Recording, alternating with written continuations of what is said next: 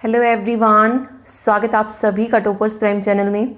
इस वीडियो में आज हम पढ़ेंगे जावास्क्रिप्ट से related important 2 topic. JavaScript data types कौन से होते हैं और जावास्क्रिप्ट में ऑपरेटर कौन कौन से यूज़ किए जाते हैं। जैसे सी लैंग्वेज होती है, सी लैंग्वेज में भी हमने वेरिएबल्स भी पढ़े, सी लैंग्वेज में डाटा टाइप्स भी होते हैं, सी लैंग्वेज में ऑपरेटर्स भी होते हैं।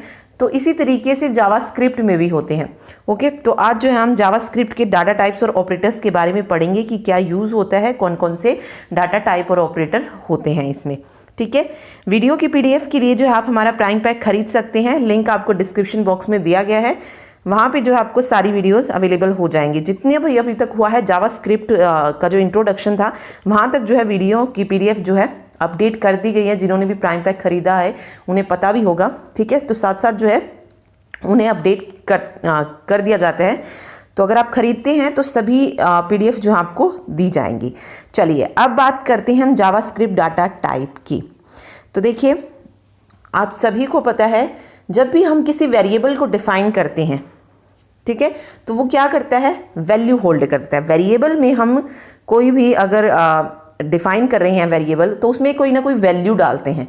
ठीक है, वैल्यू तो होल्ड करता ही है वो वेरिएबल, लेकिन साथ साथ क्या करता है जावास्क्रिप्ट में, डाटा टाइप्स को भी होल्ड करके रखता है। किस तरीके से, देखिए अगर हम हर एक लैंग्वेज की बात करें, ठीक है, हम क्या करते हैं जब भी हम वेरिएबल में कोई वैल्यू डाल रहे हैं, जैसे मैंने वेरिएबल में कोई वैल्यू डाली, उसके बाद मैं क्या करती हूँ, डाटा टाइप का यूज करते हैं।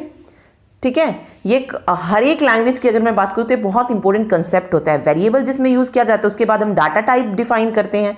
ओके, लेकिन जावास्क्रिप्ट में क्या डिफरेंस है और अदर लैंग्वेजेस से।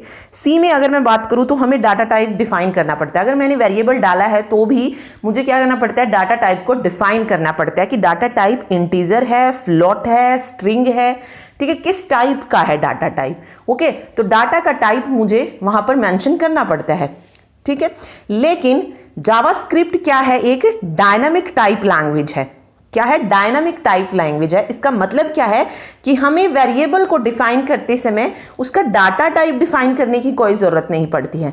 ठीक है, जैसे सी में हम इंटीजर डालते हैं ना, तो इसमें जरूरत नहीं होती है कि आप कौन सा डाटा टाइप ले रहे हैं, इंटीजर ले रहे हैं या कोई और डाटा टाइप ले रहे हैं, तो ये करने की जरूरत नहीं पड़ती है।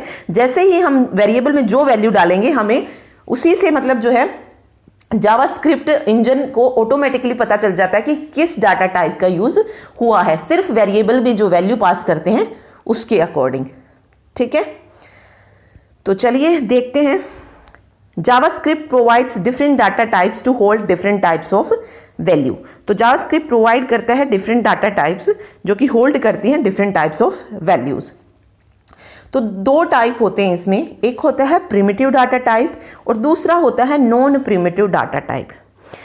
ठीक है, नॉन प्रिमिटिव को रेफरेंस डाटा टाइप भी बोला जाता है। तो देखिए, JavaScript is a dynamic type language, means you don't need to specify type of the variable because it dynamically used by JavaScript engine. ठीक है, तो आपको जो है डाटा टाइप मेंशन करने की जरूरत नहीं होती है। You need to use var here to specify the data type. हम क्या यूज करते हैं, वेरिएबल जो यूज होता है वहां पर, उसी से जो है डाटा टाइप का पता चल जाता है। वेरिएबल में जो वैल्यू डाल सकते हैं वो कोई भी टाइप की वैल्यू हो सकती है। अगर वो नंबर है तो हमें पता चल जाएगा कि हाँ भाई, इसका जो टाइप है डाटा का वो क्या है, नंबर्स है। अगर कोई स्ट्रिंग है, जैसे हेलो है, वेरिएबल में मैंने कोई वैल्यू डाल दी हेलो, तो हमें पता चल जाएगा कि ये किस तरीके का डाटा टाइप है, स्ट्रिंग डाटा टाइप है। मुझे यहाँ पे ये मेंशन नहीं करना पड़ेगा स्ट्रिंग या इंटीजर या कैरेक्टर, जैसे हम सी के प्रोग्राम करते हैं तो उसमें हम डालते हैं। ठीक है, तो ये इसमें एक चेंज होता है क्योंकि ये डायनामिक लैंग्वेज होती है। ये चीज़ आप इसमें याद रखिए। तो देखिए, फॉर एग्जाम्पल यहाँ पे दिया भी है कि अगर वेरिएबल ए होल्ड कर रहा है वैल्यू 40, तो हमें यहाँ पे पता चल जाएगा कि कैसी वैल्यू होल्ड कर रहा है, नंबर वैल्यू। ठीक है, यहाँ पे नंबर वैल्यू यूज करते हैं, इंटीजर या फ्लोटिंग नहीं होता है। इस नंबर में ये दोनों ही वैल्यू आती हैं, इंटीजर और फ्लोटिंग। ठीक है, अलग अलग नहीं होती इसमें। नंबर ही एक डाटा टाइप होता है इसमें, जो दोनों ही वैल्यू होल्ड करके रखता है, इंटीजर वैल्यू को भी और फ्लोटिंग वैल्यू को भी। ठीक है, सेम मैंने लिया कि वेरिएबल बी लिया एक और उसमें मैंने डाल दिया राहुल। अब राहुल क्या है, स्ट्रिंग डाटा टाइप है, तो यहां से पता चल जाता है इंजन को, जावास्क्रिप्ट जो इंजन होता है, कि हाँ भाई डाटा टाइप कौन सा है। ठीक है, तो देखिए प्रिमिटिव डाटा टाइप की हम बात कर रहे हैं तो 5 होते हैं। सबसे पहले हम बात करें स्ट्रिंग की। स्ट्रिंग ये क्या करता है, ये कैरेक्टर्स को रिप्रेजेंट करता है, रिप्रेजेंट सीक्वेंस ऑफ कैरेक्टर। तो ये कैरेक्टर को रिप्रेजेंट करता है। जैसे यहाँ पे एक एग्जांपल लिया मैंने, हेलो, तो ये क्या हो जाएगा, स्ट्रिंग हो जाएगा।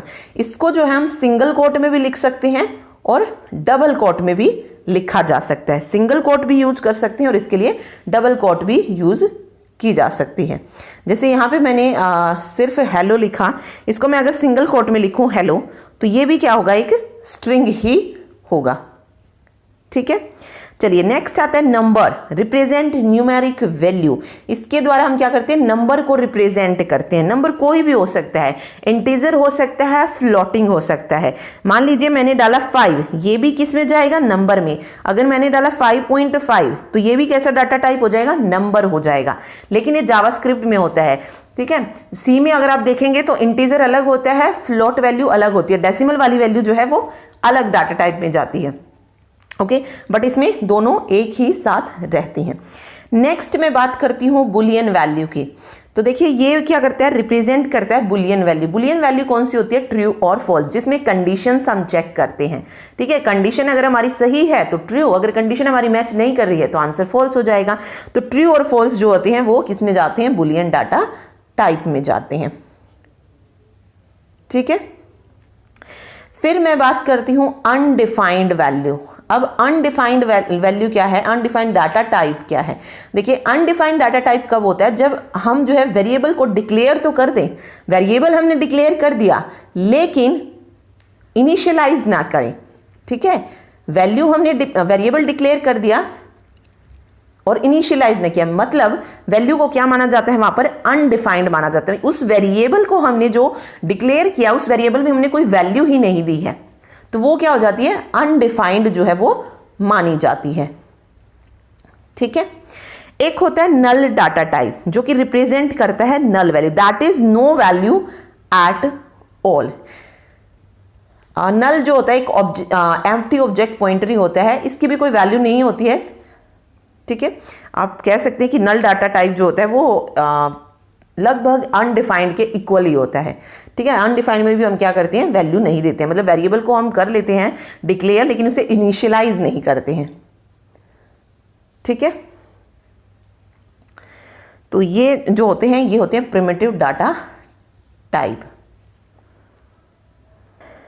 देखिए फिर बात आती है नॉन प्रिमिटिव डाटा टाइप की। इसमें देखिए क्या क्या आता है, एरे आता है, ऑब्जेक्ट आता है, फंक्शन है, रेगुलर एक्सप्रेशन है, तो ये सारी चीज़ें इसमें आती हैं। देखिए सबसे पहले मैं बात करूं ऑब्जेक्ट की, तो ऑब्जेक्ट क्या होता है, डाटा का कलेक्शन होता है। ठीक है, इसमें हम क्या कर सकते हैं, डिफरेंट डाटा टाइप्स की जो वैल्यूज़ हैं उसको इनिशियलाइज कर सकते हैं। तो object represent instance through which we can access members. तो याद रखिए ऑब्जेक्ट क्या होता है, डाटा का कलेक्शन होता है जिसमें हम डिफरेंट टाइप्स की वैल्यू को इनिशियलाइज कर सकते हैं। और वैल्यू इनिशियलाइज कैसे करते हैं, इसमें कर्ली ब्रेसेस जो होती हैं उसके थ्रू की जाती है। जैसे एरे में हम जब डाटा लेते हैं, ठीक है, तो कौन सी ब्रैकेट्स लेते हैं, स्क्वायर ब्रैकेट्स में बताते हैं हम। ठीक है, जैसे ही हम स्क्वायर ब्रैकेट्स देख लेते हैं हम बता देते हैं कि हाँ भाई एरे को इनिशियलाइज किया गया है। सेम इसी में होता है, ऑब्जेक्ट में हम कर्ली ब्रेसेस का यूज करते हैं। ठीक है, तो यहाँ देखती हैं। फिर नेक्स्ट आता है एरे। एरे क्या रिप्रेजेंट करता है, ग्रुप ऑफ सिमिलर वैल्यूज। ठीक है, इसमें क्या होती हैं, डाटा का कलेक्शन होता है लेकिन इसमें क्या आती है, सेम डाटा टाइप की वैल्यूज आती हैं। सेम डाटा टाइप, अगर नंबर है आपका डाटा टाइप तो उसी की रहेंगी, स्ट्रिंग है तो सारा जो डाटा होगा वो उसी टाइप का होगा। ऐसा नहीं है कि हम जो है मिक्स कर दें, हमने उसमें नंबर्स भी डाल दिया, नंबर डाटा टाइप भी और स्ट्रिंग भी डाल दिया, तो ऐसा नहीं होता है। ठीक है, तो वो सेम डाटा टाइप होते हैं एरेज में, मतलब जो वैल्यू पास की जाती है। तो किस तरीके से जो हम इसमें वैल्यू डिफाइन करते हैं, जैसे मैंने लिया यहाँ पे वेरिएबल नेम और इक्वल टू डाल दिया 1 2 3, इस तरीके से जो है हम एरे को दिखाते हैं। ठीक है, तो जैसे ही मैंने यहाँ पे देखा कि स्क्वायर ब्रेसेस यूज हुए हैं तो ऑब्वियस पता चल जाएगा एरे। ठीक है, अगर कर्ली ब्रेसेस यूज होती तो वो क्या होता, ऑब्जेक्ट होता। वैल्यू को अलग करने के लिए हम यहाँ किसका यूज करते हैं, कोमा का, कोमा साइन का जो है यहाँ पे यूज किया जाता है। ओके। और यहाँ पे जो इसका इंडेक्स होता है वो कहाँ से शुरू होता है, 0 से शुरू होता है। तो इंडेक्स जो होता है, फर्स्ट वैल्यू जो होती है वो किस पर होती है, 0 पर, देन 1 पर, फिर 2 पर। ठीक है, तो इंडेक्स इसकी कहाँ से होती है, स्टार्टिंग 0 से होती है। ओके, तो एरे का इंडेक्स कहाँ से शुरू होता है, 0 से शुरू होता है। ये क्वेश्चन पूछा भी जा सकता है। तो चलिए अब बात करते हैं रेगुलर एक्सप्रेशन की। तो ये रिप्रेजेंट करता है रेगुलर एक्सप्रेशन। इसके अलावा इसमें फंक्शन वगैरह भी आते हैं जो आगे हम डिटेल में पढ़ेंगे भी। स्ट्रिंग क्या होते हैं, एरे को किस तरीके से पास किया जाता है, जैसे सी में होता है 1 dimensional array, 2 dimensional array, 3 dimensional array. इस तरीके से हम जो दिखाते हैं डाटा स्ट्रक्चर वगैरह में भी हमने पढ़ा था एरे। ठीक है, तो इसमें भी कुछ इस तरीके से एरे दिखाते हैं, उसको किस तरीके से प्रेजेंट किया जाता है, एरे को लिखने का तरीका क्या है, टाइप कौन कौन से है, किस किस तरीके से हम उसे लिख सकते हैं। तो ये सारी चीज़ें आगे हम डिटेल में पढ़ेंगे। ओके, तो अभी तो सिर्फ डाटा टाइप था मेनली कि कौन कौन से होते हैं, प्रिमिटिव कौन से हैं, नॉन प्रिमिटिव कौन से हैं, ये जानना ज़रूरी था। उसके बाद बात आती है जावास्क्रिप्ट ऑपरेटर्स की, कि जावास्क्रिप्ट ऑपरेटर्स कौन से हैं। ठीक है, जावास्क्रिप्ट ऑपरेटर्स के द्वारा हम क्या कर सकते हैं, सेट ऑफ ऑपरेशन को परफॉर्म कर सकते हैं, लाइक एडिशन कर सकते हैं, सब्ट्रैक्शन कर सकते हैं, डिवीजन कर सकते हैं, या फिर कोई लॉजिक अप्लाई कर सकते हैं हम। तो देखिए, operator is used to transform 1 or more values into a single resultant value.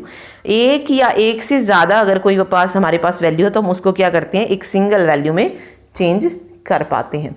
ठीक है, वही एडिशन अगर आप लेंगे, एडिशन भी क्या है, एक ऑपरेटर है। अगर मेरे पास 2 वैल्यू है 5 और 4, ठीक है, और मैंने एडिशन ऑपरेटर यूज़ किया, तो ऑब्वियस है एक से ज़्यादा वैल्यू है तो इसका जो वैल्यू आएगी इक्वल होके वो क्या आएगी, 9 आएगी। तो सिंगल वैल्यू जो है हमें यहाँ से मिल जाएगी। ठीक है, तो ऑपरेटर ये यूज़ करते हैं। The value to which the operator is applied is refer to as operand, यानी कि जो वैल्यू हम ऑपरेटर पे अप्लाई करते हैं उन्हें ऑपरेंड कहा जाता है। मतलब जहाँ पे हम ऑपरेटर को अप्लाई करते हैं, जैसे मैंने लिखा ना ये a प्लस बी। अब यहाँ पे देखिए a क्या है और b क्या है, प्लस क्या है, ये तो हमें पता है ऑपरेटर है। अब ये किस पर अप्लाई हुआ है, a और b पे अप्लाई हुआ है, तो यहाँ पे a और b क्या हो जाएंगे, ऑपरेंड हो जाएंगे। ठीक है, तो the value to which the operator is applied is referred to as operands.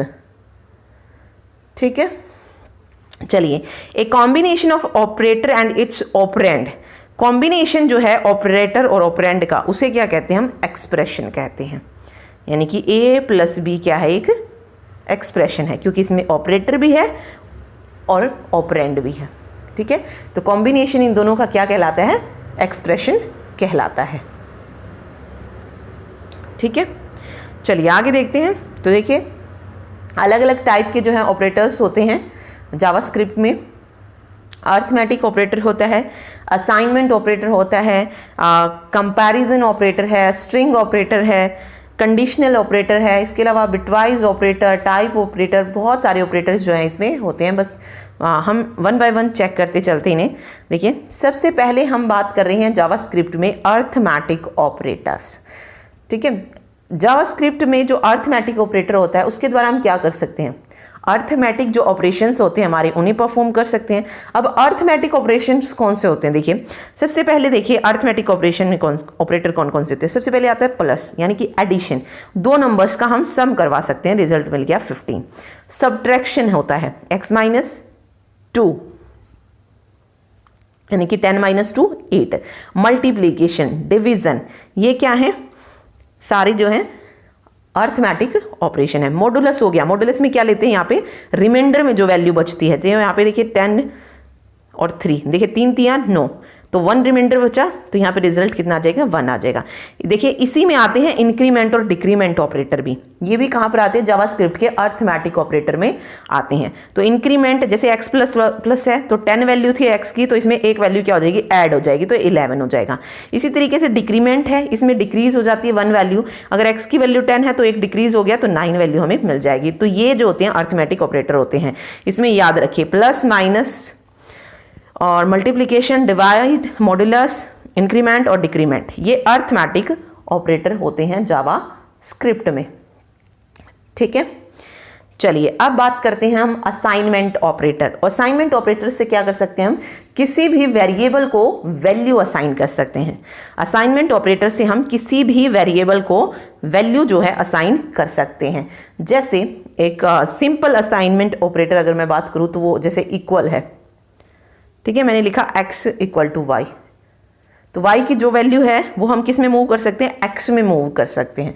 तो कुछ इस तरीके से ये काम करता है। तो मैंने यहाँ पे लिया एक प्लस इक्वल टू, ये क्या है, असाइनमेंट ऑपरेशन है, लेकिन इसको नाम क्या बोलेंगे, ऐड असाइनमेंट।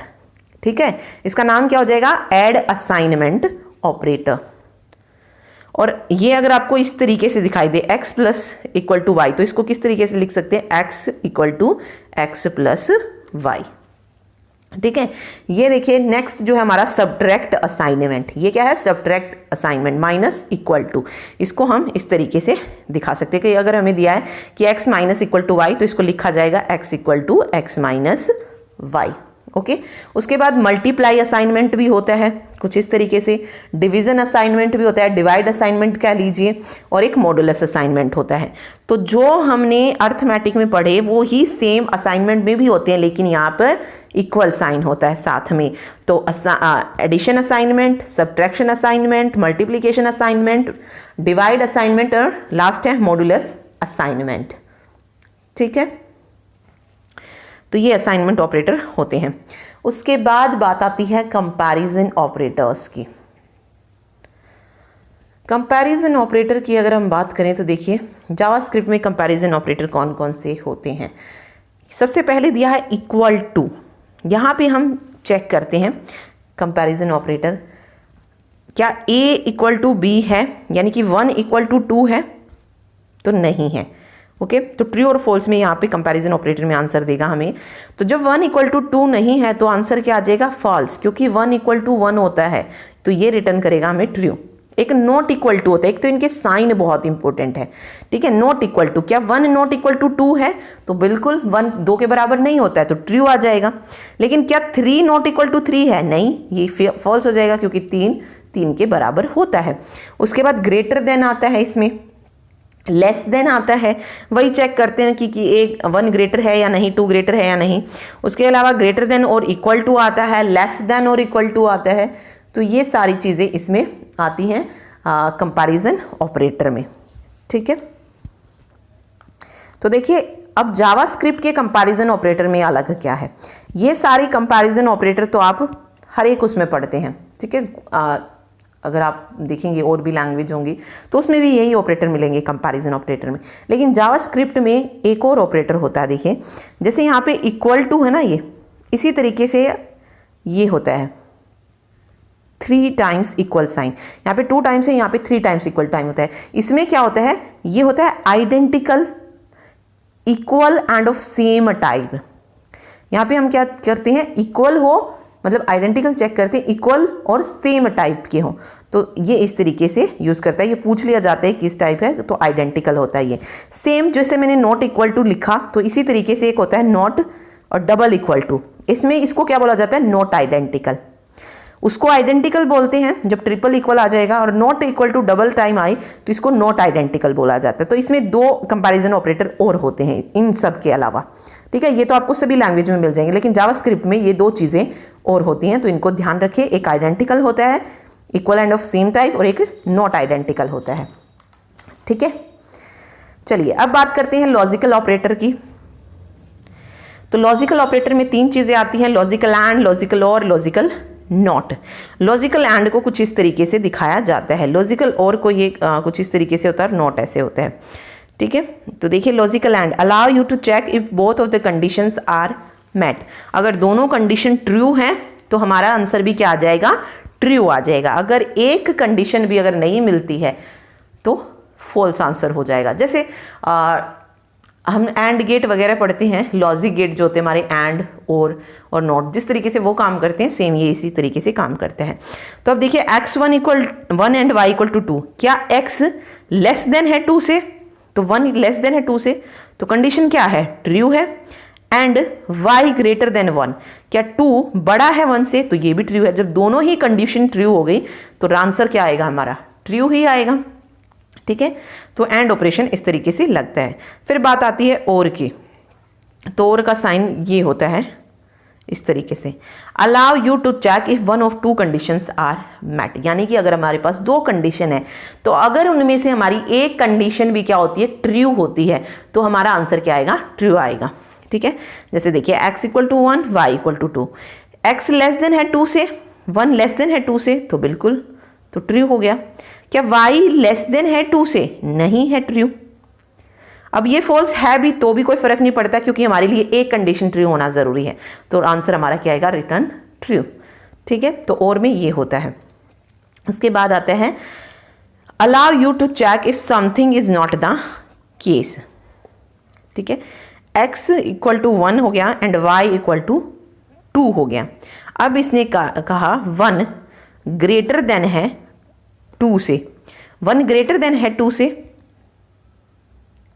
ठीक है, तो आपको पता है नॉट गेट में क्या होता है, अगर हमारी कंडीशन ट्रू है तो और नॉट गेट लग गया तो वो हो जाती है फॉल्स। अगर हमारी कंडीशन फॉल्स है तो वो उसका जो आउटपुट आता है वो क्या आता है, ट्रू होता है, यानी कि ट्रू फॉल्स में चेंज हो जाता है और फॉल्स ट्रू में चेंज हो जाता है।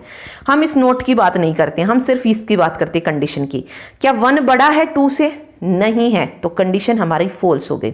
अब अगर हमारी फॉल्स है कंडीशन, लेकिन हमारे इस कंडीशन के आगे लग गया नॉट, ठीक है, तो जो फॉल्स होता है वो ट्रू में चेंज हो जाता है और जो ट्रू होता है वो फॉल्स में चेंज हो जाता है। तो ऑब्वियस है आंसर क्या हो जाएगा, फॉल्स ट्रू में चेंज होकर आएगा। ठीक है, यही होता है नॉट गेट में। तो ये होता है लॉजिकल ऑपरेटर। तो कुछ इस तरीके से ये काम करता है। उसके बाद बारी आती है स्ट्रिंग ऑपरेटर की।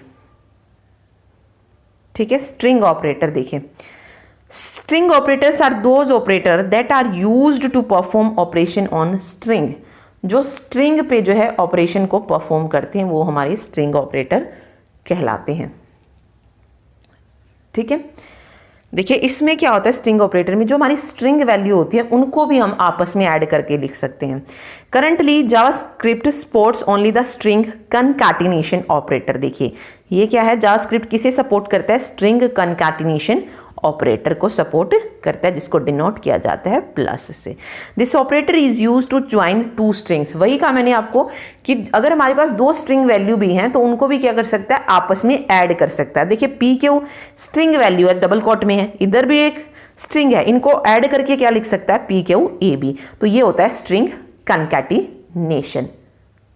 ठीक है, सेम अगर मैं आपसे कहूँ ए बी सी को मैं ऐड करना चाहती हूँ 1 2 3 में, ठीक है, 1 2 3 भी यहाँ पे क्या है, स्ट्रिंग ये होता है। ओके, तो ये क्या हो जाएगा यहाँ पे ए बी सी 1 2 3, कुछ इस तरीके से ये ऐड होके आ जाएगा। तो ये होता है स्ट्रिंग। तो इसमें हम कनकैटिनेशन यूज़ करते हैं। आगे बात आती है कंडीशनल ऑपरेटर की। तो देखिए जावास्क्रिप्ट सपोर्ट करता है कंडीशनल एक्सप्रेशन ऑपरेटर। तो कुछ इस तरीके से इसको हम दिखाते हैं, question mark then colon. Conditional expression operator क्या है, एक टर्नरी ऑपरेटर। देखिए इंपॉर्टेंट क्वेश्चन है ये बार बार पूछते हैं कि कंडीशनल ऑपरेटर क्या है। तो एक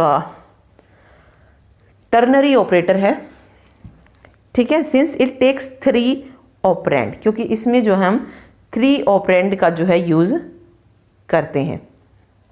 ठीक है, इसलिए इसको क्या कहा जाता है, टर्नरी ऑपरेटर कहा जाता है।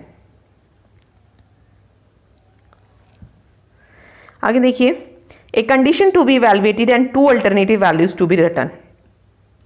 कंडीशन को हम इवैल्यूएट करते हैं जहाँ पे 2 अल्टरनेटिव वैल्यू जो है रिटर्न होती है based on truth and falsity of a condition. ठीक है, तो देखिए किस तरीके से काम करते हैं। हमने डाली condition, then value 1, then value 2। ठीक है, तो इसमें देखिए टर्नरी ऑपरेटर क्यों कहा गया था, क्योंकि इसमें 3 ऑपरेंड लेता है ये। अब देखिए आप यहाँ पे 3 ऑपरेंड देख सकते हैं, 1 2 एंड 3। ठीक है, क्योंकि ये क्या है, ये तो ऑपरेटर है, तो इसमें 3 ऑपरेंड ले रहा है, तो ये क्या हो जाएगा, टर्नरी ऑपरेटर हो जाएगा। ओके, तो देखिए the condition express must return A value true और फॉल्स। कंडीशन जो वैल्यू देगी वो ट्रू या फॉल्स देगी। अगर हमारी कंडीशन ट्रू होती है, कंडीशन हम जब चेक करते हैं तो ट्रू या फॉल्स मिलता है। अगर हमारी कंडीशन ट्रू होती है तो रिजल्ट क्या मिल जाएगा, हमें वैल्यू 1 मिल जाएगा। Otherwise value 2 is the result of the expression. तो ये होता है कंडीशनल ऑपरेटर या स्पेशल टाइप का ऑपरेटर भी इसे बोला जाता है। ओके, जावास्क्रिप्ट स्पेशल ऑपरेटर कौन सा होता है तो ये पूछ सकते हैं। तो ये कंडीशनल ऑपरेटर को ही जावास्क्रिप्ट स्पेशल ऑपरेटर बोला जाता है। और ये क्या होता है, एक टर्नरी ऑपरेटर होता है। ठीक है, क्यों होता है टर्नरी ऑपरेटर, ये भी रीज़न पता होना चाहिए, क्योंकि इसमें 3 ऑपरेंड्स हम यूज़ करते हैं। इसी तरीके से बाइनरी ऑपरेटर भी होते हैं, अनरी भी होते हैं, जो ऊपर हमने पढ़ा कि उनमें से ये भी पूछ सकते हैं इनमें से बाइनरी कौन सा है। ठीक है, तो देखिए वो भी देखते हैं अभी। देखिए फर्स्ट आपको ये पता चलना चाहिए कि कंडीशन हम चेक करते हैं, अगर हमारी कंडीशन ट्रू आती है तो वैल्यू 1 एग्जीक्यूट हो जाएगी, अगर हमारी कंडीशन फॉल्स हो जाती है तो ऑटोमेटिकली वैल्यू 2 को जो है हमारा एक्सप्रेशन मतलब रिजल्ट जो है हमें वैल्यू 2 मिल जाएगा। ठीक है, तो देखिए अनरी, बाइनरी और टर्नरी ये भी 3 ऑपरेटर होते हैं, अनरी ऑपरेटर, बाइनरी और टर्नरी। तो देखिए जैसे टर्नरी में हमने पढ़ा कि अगर वो 3 ऑपरेंड को यूज़ कर रहा है तो वो टर्नरी ऑपरेटर हो जाएगा। ठीक है, इसी तरीके से जब हम किसी एक्सप्रेशन में 2 ऑपरेंड को यूज़ कर रहे हैं तो वो क्या हो जाएगा, binary operator. Like this, a plus b मैंने लिखा। ठीक है, जो हमारा एडिशन ऑपरेटर है वो क्या है, बाइनरी ऑपरेटर है। ठीक है, तो बाइनरी ऑपरेटर में हमें किसकी जरूरत होती है, 2 ऑपरेंड की और 1 ऑपरेटर की। तो 2 + 4 लिख लीजिए या 4 × 3 लिख लीजिए, ये क्या है, बाइनरी ऑपरेटर है। अब बात आती है अनरी ऑपरेटर की। इसमें क्या है, जब हमें टर्नरी में 3 ऑपरेंड चाहिए, बाइनरी में 2 ऑपरेंड चाहिए, तो अनरी ऑपरेटर में क्या चाहिएगा, सिर्फ 1 ऑपरेंड। आप इस तरीके से कह सकते हैं जैसे हमारा इंक्रीमेंट ऑपरेटर होता है, डिक्रीमेंट ऑपरेटर होता है, x++ हो गया या ++x हो गया। ठीक है, x माइनस हो गया या माइनस x हो गया। तो इसमें हमें किसकी ज़रूरत है, एक ही तो ऑपरेंड की ज़रूरत पड़ती है। तो ये हमारे क्या होते हैं, अनरी ऑपरेटर होते हैं। और इसको हम प्रीफिक्स और पोस्टफिक्स ऑपरेटर भी बोलते हैं। प्रीफिक्स पोस्टफिक्स क्या है, देखिए अगर मैं लिखूँ ++x या लिखूँ -x, तो ये क्या होते हैं, ये होते हैं प्रीफिक्स ऑपरेटर। ठीक है, जो ऑपरेंड से पहले लगते हैं। ओके, अगर इसी को मैं लिखूँ x++ या x माइनस, तो ये होते हैं पोस्ट फिक्स ऑपरेटर, जो ऑपरेंड के बाद में ऑपरेटर लगते हैं। और ये क्या होते हैं, अनरी ऑपरेटर होते हैं। तो यहाँ से कई बार क्वेश्चन पूछ लिया जाता है कि कौन सा अनरी ऑपरेटर है, कौन सा बाइनरी और कौन सा टर्नरी ऑपरेटर है। ठीक है, तो ये थे डाटा टाइप्स और ऑपरेटर से रिलेटेड सारी चीज़ें। होप सो आप सभी को समझ आए होंगे। ठीक है, वीडियो अच्छी लगे तो लाइक कर दीजिएगा। Thank you so much.